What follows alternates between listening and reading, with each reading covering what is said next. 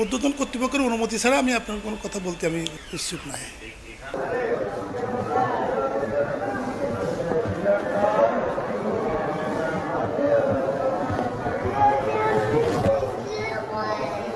Cash কাউন্টারে টাকা জমা দিয়ে আমি ওখানে লাইনে দাঁড়াইয়ে আছি, স্লিপ হাতে নিয়ে দাঁড়ায় আছি, অথচ আমার এক্সরে হচ্ছে না। আমি লাইনে দাঁড়ায় আছি, অথচ যারা ওখানে যে এক্সরে রুমে সরাসরি টাকা দিচ্ছে তাদের এক্সরেটা আগে করে ছেড়ে দিচ্ছে, আর আমি ক্যাশ কাউন্টারে টাকা জমা দিয়ে আমি যে লাইনে দাঁড়াইতে আসছি, তাহলে কি আমার ক্যাশ কাউন্টারে টাকাটা দেওয়া ভুল হয়েছে? স্লিপ মিলিপ কিছু কাটা লাগেনি। আমার এক লাল চুলওয়ালা ইশারা করলো, তার কাছে গেলাম, যাওয়ার পরে সে এক্সরে করে দিল, তারে 200 টাকা দিলাম, আমি চলে আসলাম। আমার চাচাতো ভাইয়ের হাত ভেঙে গেছে। আমি যেখানে টাকা দিয়ে ওই জায়গায় গেছি, যাওয়ার পরে ওই জায়গা থেকে বন্ধ হয়ে গেছে।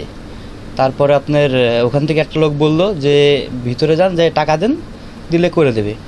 ভিতরে গেছি, যাই আধা ঘন্টা দাঁড়ায় থাকলাম।